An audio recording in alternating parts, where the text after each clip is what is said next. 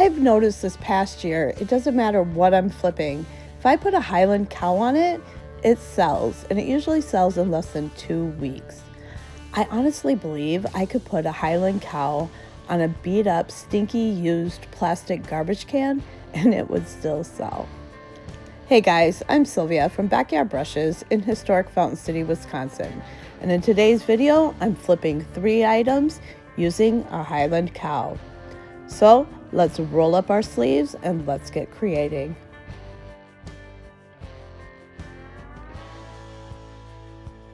For project 1, I'm using a cowbell. I always pick them up when I'm out thrifting. This one I only paid $2 for, and I chose Dixie Bell's Iron Patina Spray. First, I gave the bell, the bottom part of the bell, a coat and let it dry. Then I went over and I gave it a second coat. While the second coat was still wet, I sprayed it with the blue patina spray, and I let that sit. Well, actually, I let it sit overnight. I decided to paint the top of the bell black, and I used DIY golden ticket to give it some gold highlights, and then I just went with gold. After it sat for overnight, I had my rusty goodness, so I wanted to seal that, and I used DIY liquid patina, and then I used DIY dark wax, and I went over the gold portion of the bell using a paper towel to wipe it off. I had printed out a little Highland Cow that I had found and downloaded from Etsy using some Rust-Oleum white chalk paint. I just painted the back of the rice paper. And I used that golden ticket to give a little bit of highlight on the bell while the paint dried.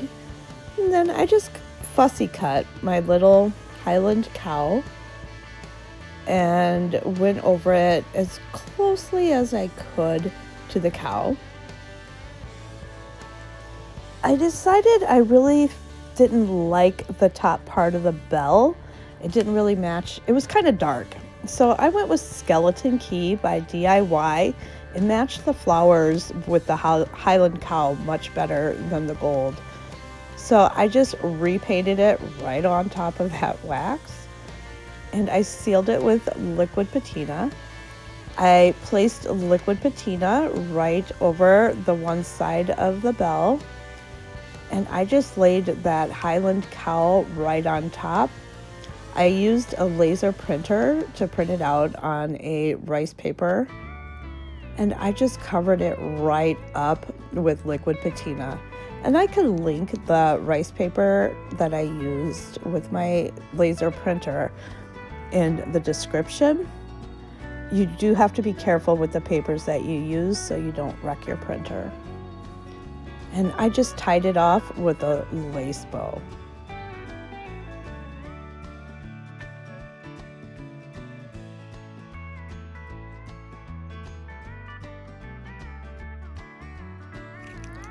For project 2, I used a Highland Cow from Connie's The Painted Photographer's line, and I followed the same procedure. I painted over the back with white paint, I fussy cut it, and then I realized while it was drying, and I restarted my video, that I had it pointed in the wrong direction.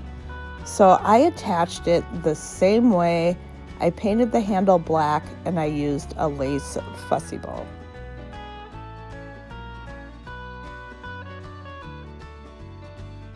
For project 3, I'm using an 8x8 wood canvas. I had already painted the center with a white from a previous project I never finished. So I went around the outside frame of the plank with, I believe it was aged gray by Rust-Oleum chalk paint. And I just took petroleum jelly on a paintbrush, and I randomly spread that around the edges. Using DIY Apothecary, I covered the whole frame. I used my heat gun to dry it, and you can kind of see like where the Vaseline is. And don't forget to do your back of your projects. It really does help finish them up, especially if you're selling them. And I sealed it with Big Top by DIY. Using my finger sander, I went over the edges of the frame, pulling out that gray underneath the apothecary. I chose a napkin to use to decoupage with. I put some liquid patina on my fingers, pressed together on the corner, peeled the napkin off the backing. Using my scissors, I just cut out one square of the napkin. And I really do like using napkins for decoupage because they're so inexpensive, and you can usually get like 4 projects per napkin. Using the wet brush method, I went around the edges of the napkin to give it more of that jagged, feathery edges to blend in with the background. I chose liquid patina as my decoupage medium, and you can use any decoupage medium that you prefer. And I just set my napkin right on top of the liquid patina. And you do have to be a little bit careful when working with the napkins because they can rip easily. And I usually don't like repositioning it after I lay it down. But I did feel the cow wasn't really centered well. So I did readjust it without any incident. And I just used my fingers to press the napkin down into the patina. I used a light coat of the liquid patina to seal the napkin in.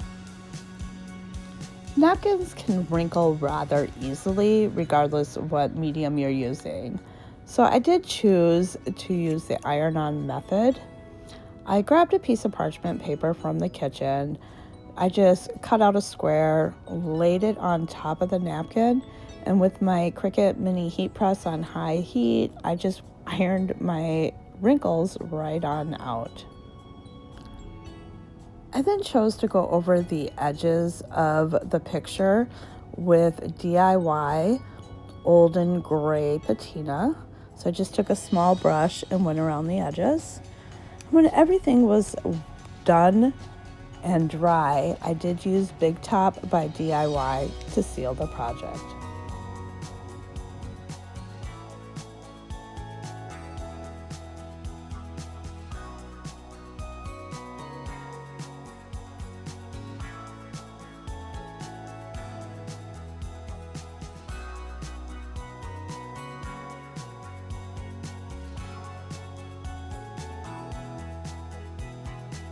Please let me know in the comments below which project you liked best today. And I'd also love to know if you use Highland Cows in any of your projects and if they sold just as well for you. If you found this video inspirational, please hit subscribe below and follow me along on my creative journey. Thank you.